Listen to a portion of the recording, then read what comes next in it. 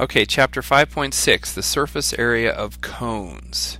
Now, this is a picture of what a cone might look like in real life, and if you had to put roofing tiles, roofing material on top of this little peak here on this house, it's a nice little castle looking thing, you'd need to know how much area is the surface area of just this outside edge.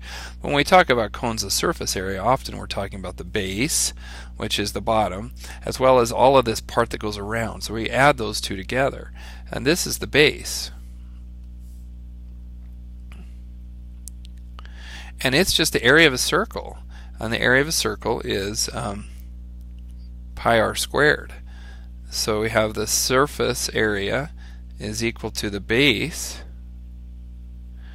plus what's called the lateral surface.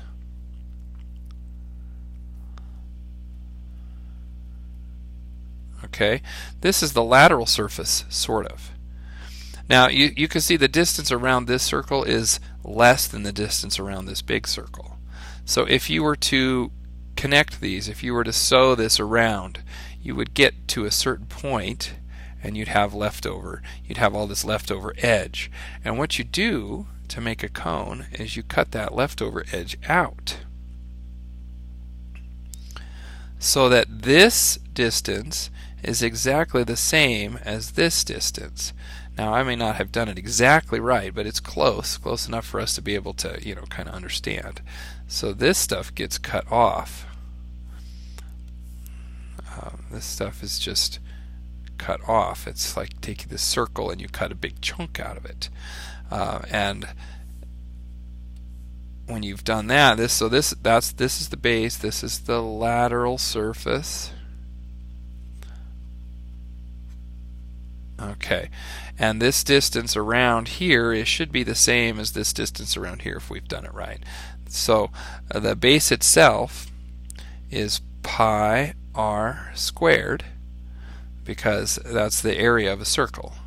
Okay, but the area of this is this distance,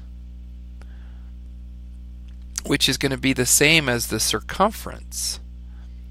Okay, this distance is the circumference, which is 2 pi r. Okay, so that's kind of like saying that this circumference and this edge are both 2 pi r. They're the same. Okay, times the lateral, or the slant height. We'll call that they call it L. It's supposed to be like the lateral height. And that's this distance right here. That's L.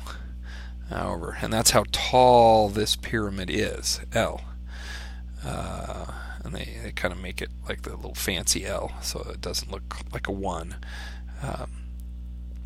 So we don't really know, but let's go ahead and just put something on here. Let's call this 3 meters, and we'll call this lateral 7 meters. Alright, so and we go through. This one is one you're going to have to maybe memorize. Pi r squared is the area of the base, plus 2 pi r, which is the circumference of the base, times the lateral height, which is that L. And I think you can kind of make sense of that, because this is not a whole circle. We got to cut it down, and that formula is this right here. So if we just keep going, pi is 3.14 times r squared. The radius is 3.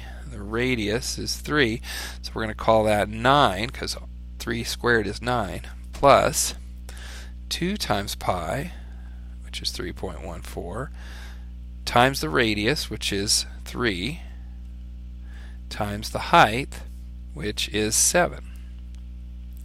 The lateral height. Now this one has 6 and 12. I just wanted you to see what a cone looks like in real life. Alright, so this is what we're going to kind of work on. And let me change colors here just for fun. 3.14 times 9. We'll go ahead and work that out real quick. Equal 28.26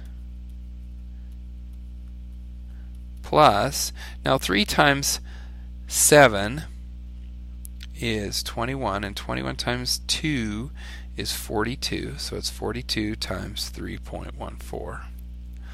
So I'm going to have to go ahead and do that math. 28.6 plus, let's see, 42 times 3.14 is 131.88.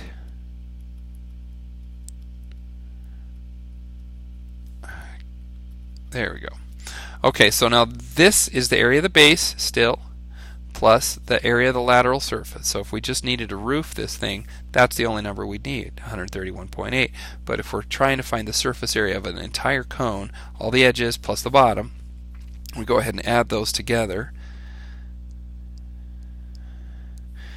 And that is equal to 160 and 48 hundredths, and we decided this was meters squared because it's area, surface area.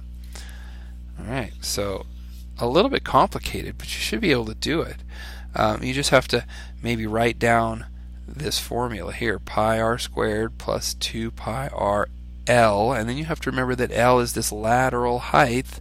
They call it the slant height because it's not straight up and down height, it's a slant height, and it's definitely going to be longer than the height. You just have to know what that is, 12 feet here. It might be that this tower is only 10 feet high, but this diagonal height is a little longer than that. It's called a slant height.